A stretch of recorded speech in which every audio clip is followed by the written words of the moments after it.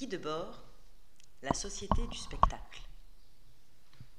Hormis un héritage encore important, mais destiné à se réduire toujours, de livres et de bâtiments anciens, qui du reste sont de plus en plus souvent sélectionnés et mis en perspective selon les convenances du spectacle, il n'existe plus rien, dans la culture et dans la nature, qui n'ait été transformé et pollué selon les moyens et les intérêts de l'industrie moderne.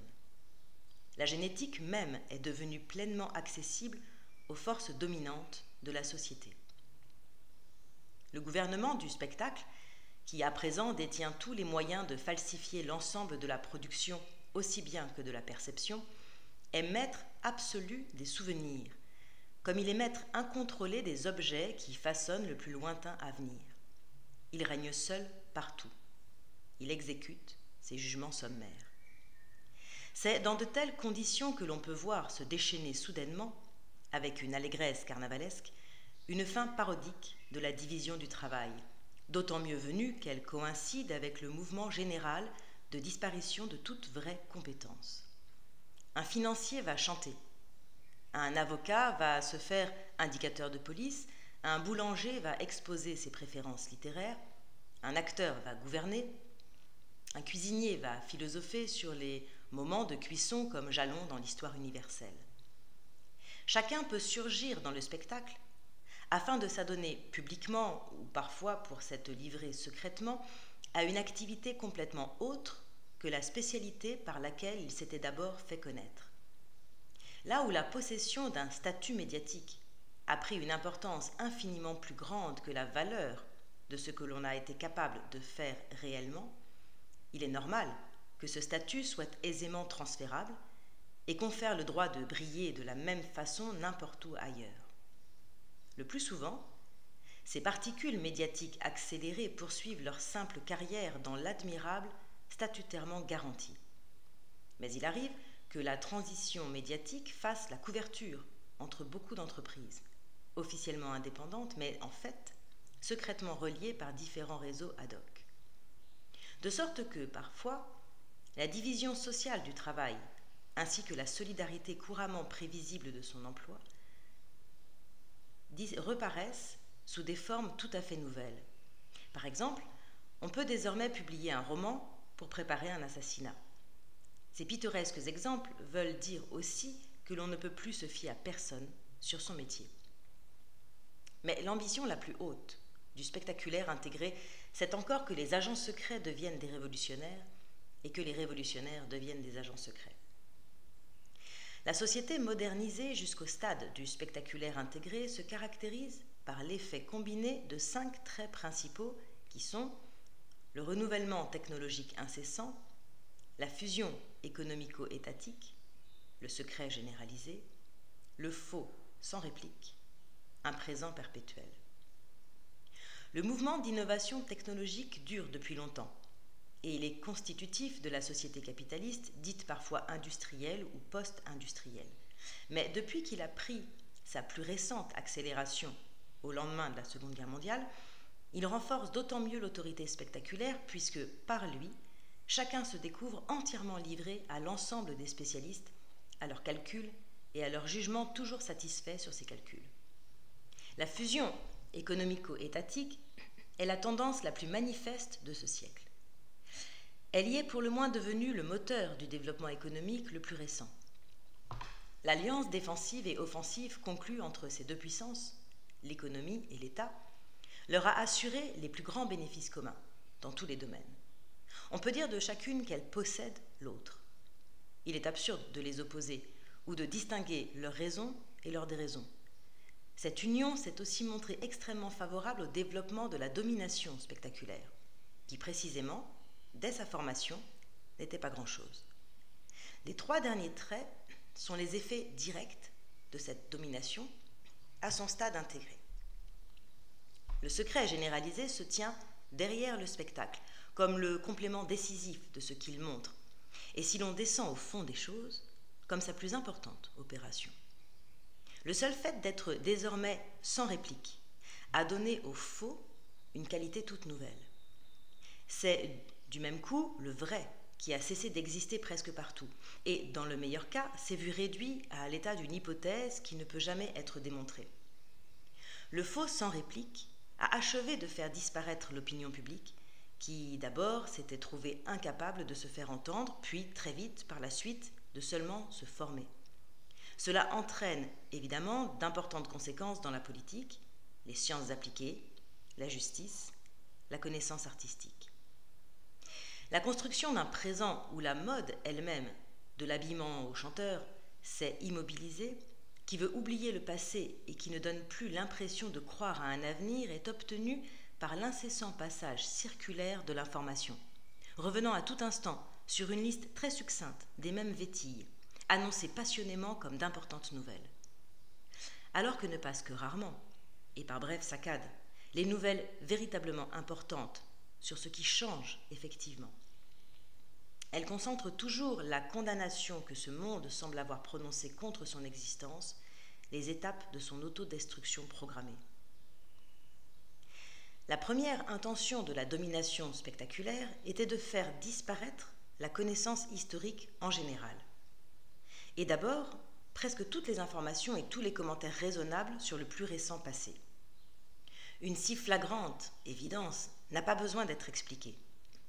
Le spectaculaire organise avec maîtrise l'ignorance de ce qui advient et tout de suite après, l'oubli de ce qui a pu quand même en être connu.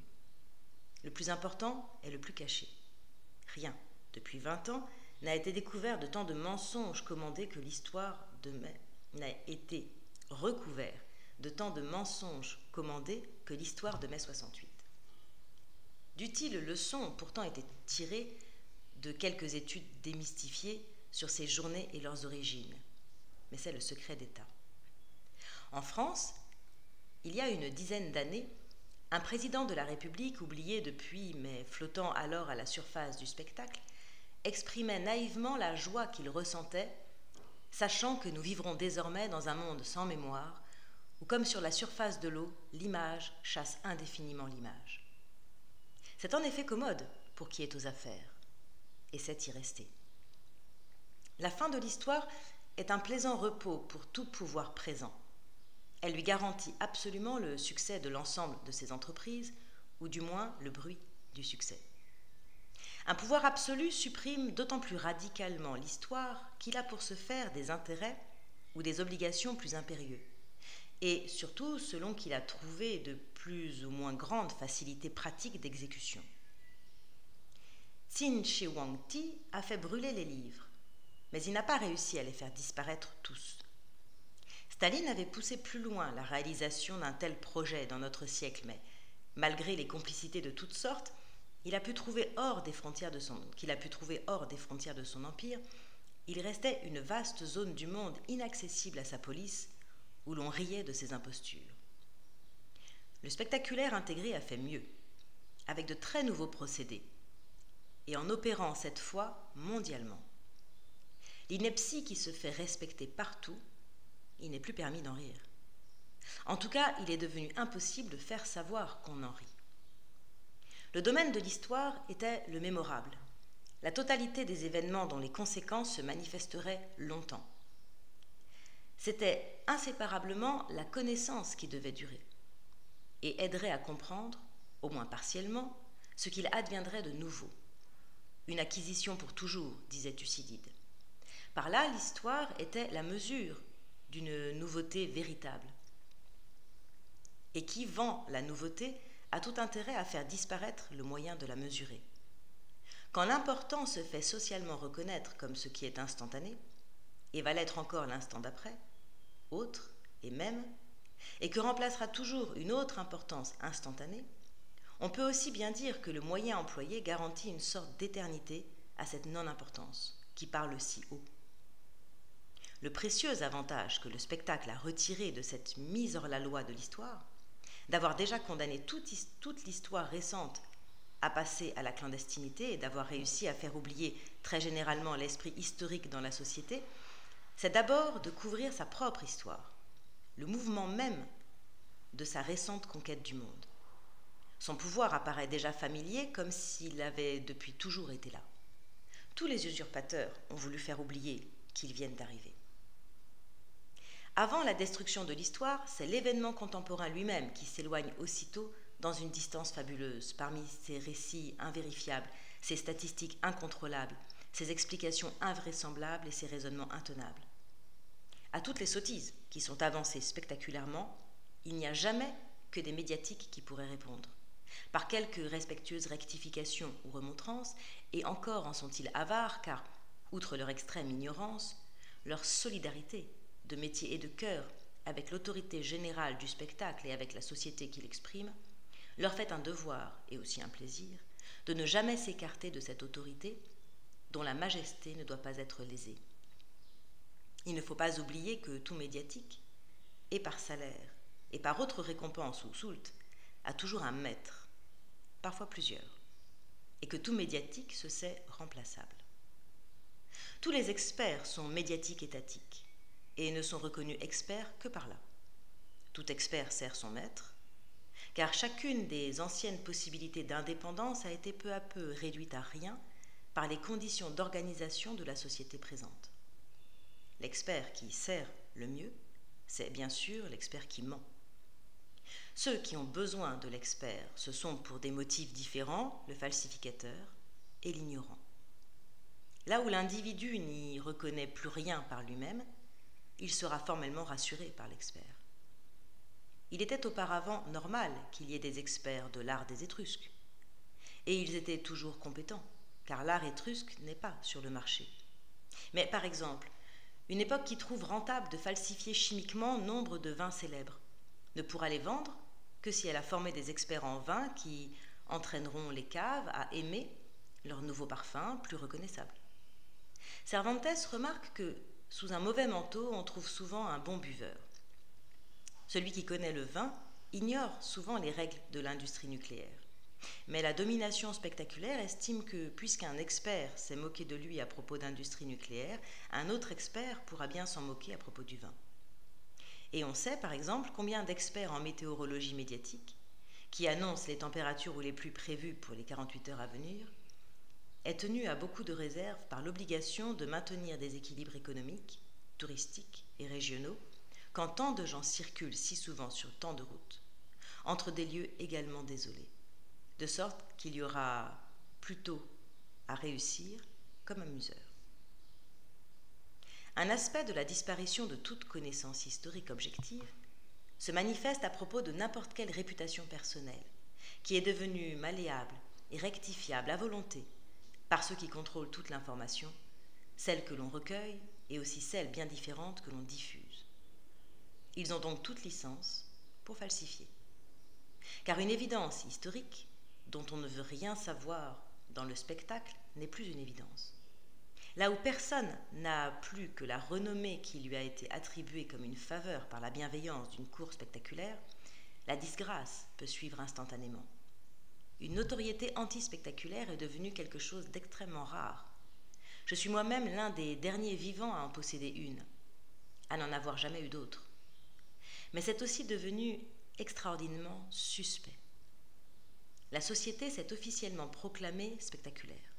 Être connue en dehors des relations spectaculaires, cela équivaut déjà à être connu comme ennemi de la société. Il est permis de changer du tout au tout le passé de quelqu'un, de le modifier radicalement, de le recréer dans le style des procès de Moscou, et sans qu'il soit même nécessaire de recourir aux lourdeurs d'un procès. On peut tuer à moindre frais. Les faux témoins, peut-être maladroits, mais quelle capacité de sentir cette maladresse pourrait-elle rester aux spectateurs qui seront témoins des exploits de ces faux témoins? Et les faux documents, toujours excellents, ne peuvent manquer à ceux qui gouvernent le spectaculaire intégré ou à leurs amis. Il n'est donc plus possible de croire sur personne rien de ce qui n'a pas été connu par soi-même et directement. Mais, en fait, on n'a même plus très souvent besoin d'accuser faussement quelqu'un. Dès lors que l'on détient le mécanisme commandant la seule vérification sociale qui se fait pleinement et universellement reconnaître, on dit ce qu'on veut.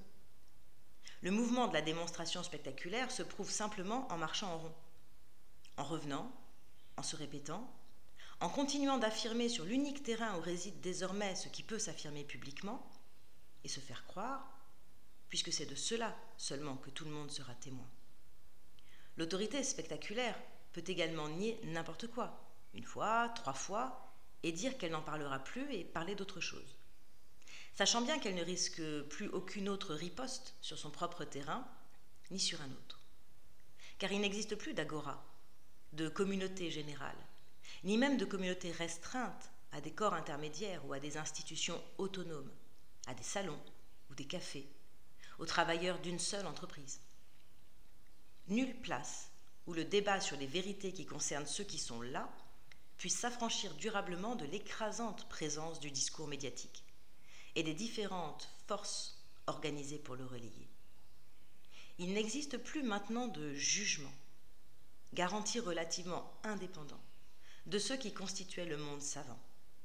De ceux, par exemple, qui, autrefois, plaçaient leur fierté dans une capacité de vérification, permettant d'approcher ce qu'on appelait l'histoire impartiale des faits, de croire au moins qu'elle méritait d'être connue. Il n'y a même plus de vérité bibliographique incontestable et les résumés informatisés des fiches des bibliothèques nationales pourront en supprimer d'autant mieux les traces. On s'égarerait en pensant à ce que furent naguère des magistrats, des médecins, des historiens et aux obligations impératives qu'ils se reconnaissaient, souvent dans les limites de leurs compétences. Les hommes ressemblent plus à leur temps qu'à leur père. Ce dont le spectacle peut cesser de parler pendant 3 jours est comme ce qui n'existe pas. Car il parle alors de quelque chose d'autre et c'est donc cela qui, dès lors, en somme, existe. Les conséquences pratiques, on le voit, en sont immenses. On croyait savoir que l'histoire était apparue en Grèce avec la démocratie. On peut vérifier qu'elle disparaît du monde avec elle. Il faut pourtant ajouter à cette liste des triomphes du pouvoir un résultat pour lui négatif. Un État dans la gestion duquel s'installe durablement un grand déficit de connaissances historiques ne peut plus être conduit stratégiquement.